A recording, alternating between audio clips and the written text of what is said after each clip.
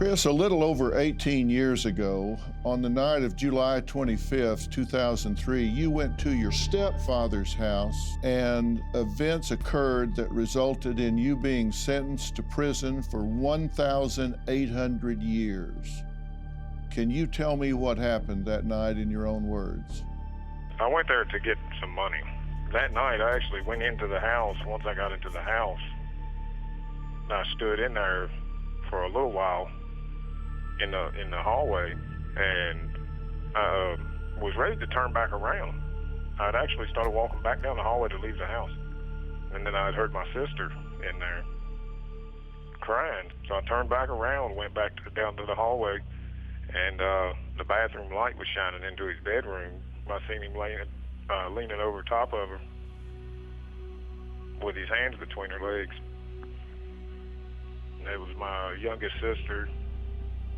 She was, I think she was 5 or 6 at the time.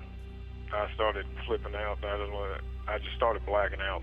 The only thing I remember is raising the gun. What did you perceive him as doing to your sister at the time? My sister was telling him to leave her wee-wee alone. But, you know, that's what my sister's, the way they talked about themselves or whatever when they was younger. So he had his hands down between her legs, and he was over top of her. So I assumed that he was in there molesting her. And which sister was this? Viccy, my youngest sister. Right. The last thing I remember was raising the gun. When I came back around, I noticed I'd shot him. I went over. I went in and I checked on my sister. She went on back to sleep. She was all right, but she went back to sleep and left out of the house. Had he done anything to you? No, he used to come up to my room. Sorry about that. He used to come up to my bedroom when I was younger. So he would start tickling me at first. Then he would start grabbing down between my legs, and he would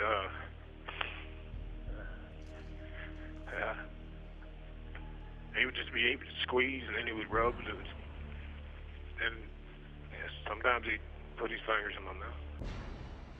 I don't endorse killing anybody as a solution, but I also understand that there's a limit to the coping energies that people have, and I understand that a brother that's a victim of abuse and molestation walks in and sees a predator, his predator, preying upon a little sister that he loves, knowing that the system has turned a deaf ear, and in that moment acts impulsively at that point. We've talked to this very capable attorney who has agreed to help here. So we'll start there, and we'll get you in touch with Adam, and thank you again for the work that you're doing. Chris's story is on Facebook. It is called the Free Christopher Bennett Story, and there is a petition. We are currently at roughly 86,000 signatures on that page as well. So. Okay. Well, they won't have to look that up because it's going to be a link on the homepage. Thank you. So just go to drphil.com and you'll see the Christopher Bennett link right there. And you can click on that and do what your heart tells you to do, which I hope is to sign that petition, because I want this boy to come home. He's paid enough. Do you have a story or a question for me? Click the link in the description and tell me what in the world is going on.